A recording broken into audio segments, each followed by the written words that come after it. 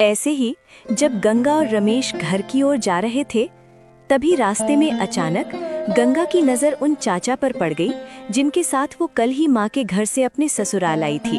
अरे चाचा जी, आप यहाँ? और चाचा जी, आप इस तरह उदास खड़े क्यों हैं? अरे बेटी, अब तुझे क्या ही बताऊं। जब से वो रिक्शा चलने लगा है ना, तब से बैलगाड़ी में जाने के लिए सवारी ही नहीं मिलती। आज तो अभी तक एक भी सवारी नहीं मिली। घर में थोड़ा सा भी राशन नहीं बचा है। यही सब सोचकर मन बहुत उदास हो गया है।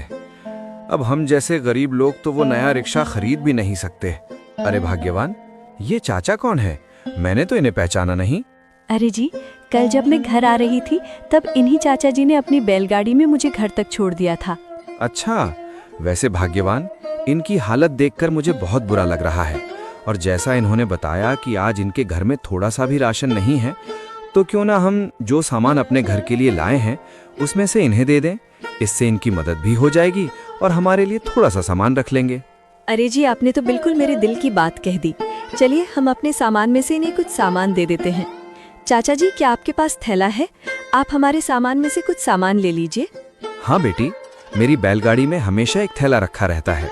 चाचा जी के ऐसा कहने पर गंगा ने अपने थैला से कुछ सामान निकाला और आदरपूर्वक चाचा जी को दे दिया। बेटी, तुम दोनों का दिल सच में बहुत बड़ा है। तुम दोनों का दिल से बहुत बहुत शुक्रिया। अगर आज तुम लोगों ने मेरी ये मदद ना की होती तो शायद आज घर पर सभी को बिना खाए ही रहना पड़ता। तुम दोनों का एक बार फिर से बहुत बहुत धन्यवाद। अरे चाचा जी, धन्यवाद की कोई जरूरत नहीं है, ये तो हमारा फर्ज है। वैसे चाचा जी, अब हम चलते हैं, आप अपना ख्याल रखिए। ऐसा कहकर गंगा और रमेश अपने घर की ओर चल पड़े।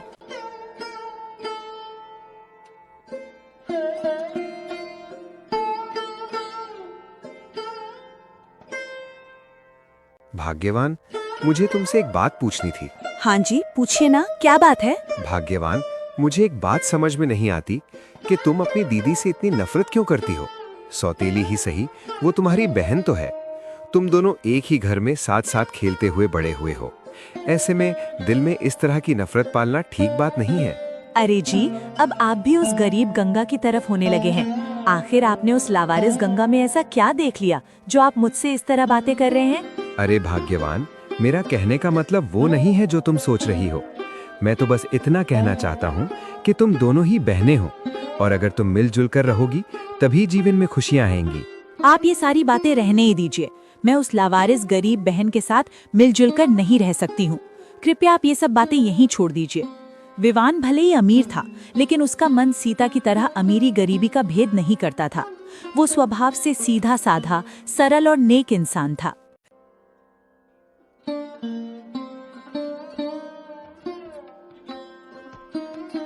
रामलाल अकेले चारपाई पर हाथ बांधे बैठे थे और मन ही मन खुद से बातें कर रहे थे। पता नहीं भाग्यवान और सीता गंगा से क्यों इतना नफरत करती हैं। सौतेली हुआ तो क्या हुआ, वो भी इसी घर की बेटी है। आज जो मैंने बाजार जाते देखा, उसके बाद तो सीता ने हद ही कर दी। सबके सामने बाजार में अपनी दीदी से वैसा व्यवहार कौन करता है भला। अब ऐसे और नहीं चलेगा। मुझे रमेश से मिलकर अच्छे से बात करनी पड़ेगी।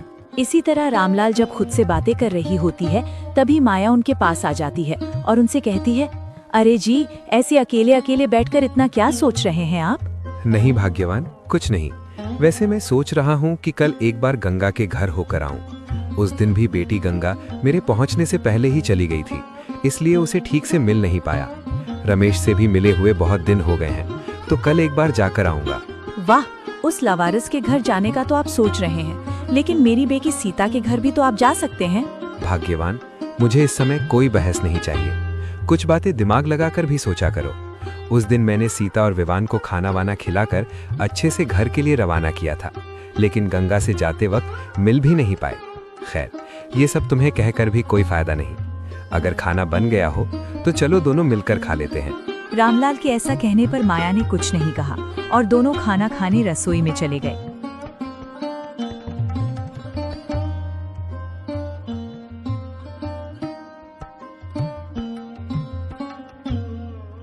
रात का समय रवि और सीता आपस में बहस कर रहे थे। कहते थे, माँ ने 80% दिया है तो राज करेंगे। अब देखो हाल, अमन आधी जमीन में 2 गुना कमाई कर रहा है। पता नहीं क्यों माँ की दी गई जमीन तो मिल गई, पर चैन नहीं मिला।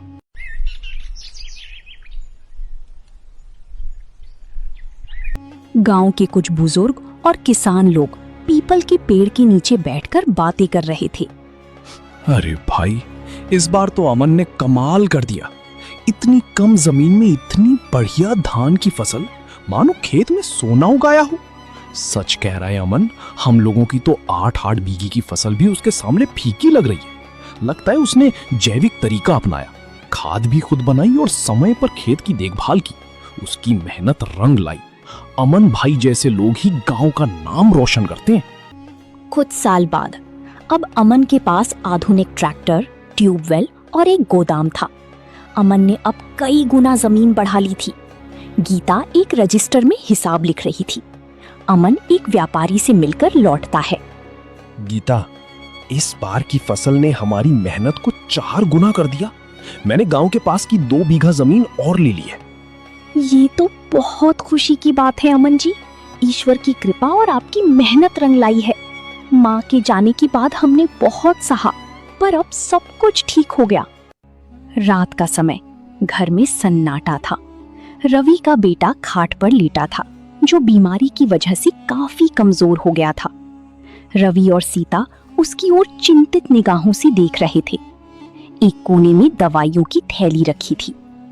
रवि, दवाई की आखिरी खुराक भी दे दी। डॉक्टर कह रहा है कि ऑपरेशन जरूरी है।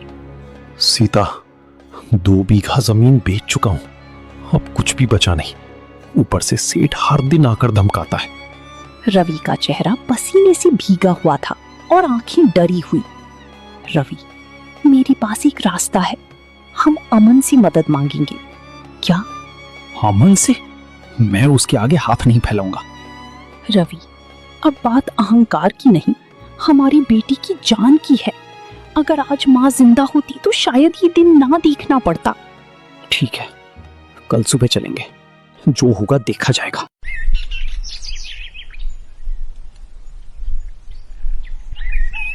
अगली सुबह अमन और गीता तुलसी में पानी चढ़ा रहे थे।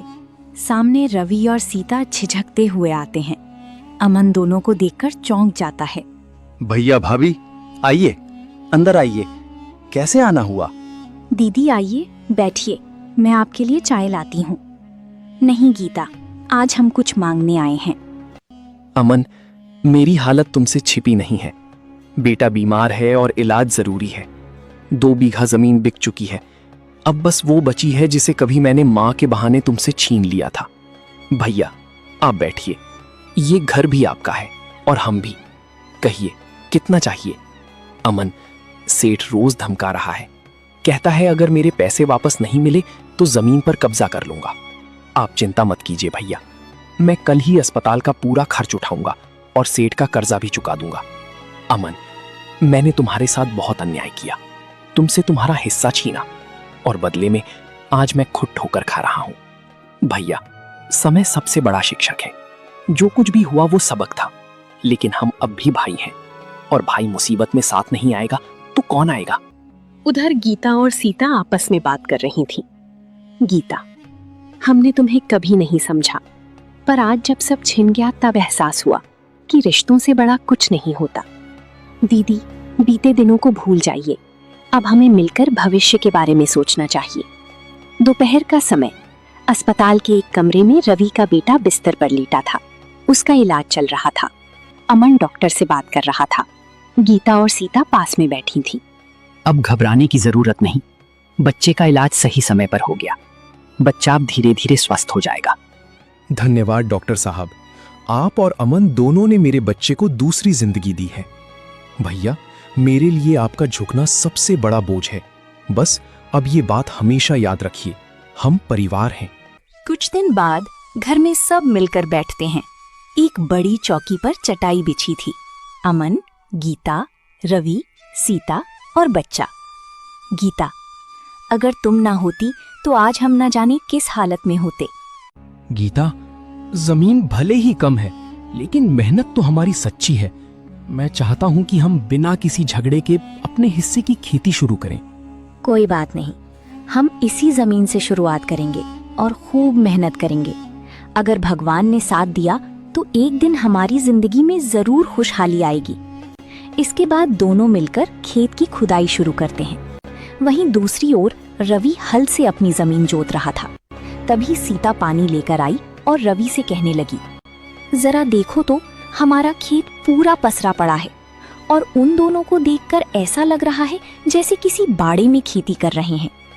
चिंता मत करो, माँ का आशीर्वाद है हम पर। अब देखना हमारी फसल कैसे लहलहाएगी। अमन तो बस पढ़ा लिखा किसान है, असली खेती करना उसे आता नहीं। शाम का समय, घर में गीता और अमन थके हुए आते हैं। गीता, आज पूरी जुताई हो गई, कल से बीज डालना शुरू करेंगे। हाँ, हमारा खेत छोटा जरूर है, लेकिन इसमें हमारा पसीना और सच्चाई दोनों बोई जाएगी। दोनों मुस्कुराती हैं, पर आंखों में अब भी थोड़ी चिंता थी।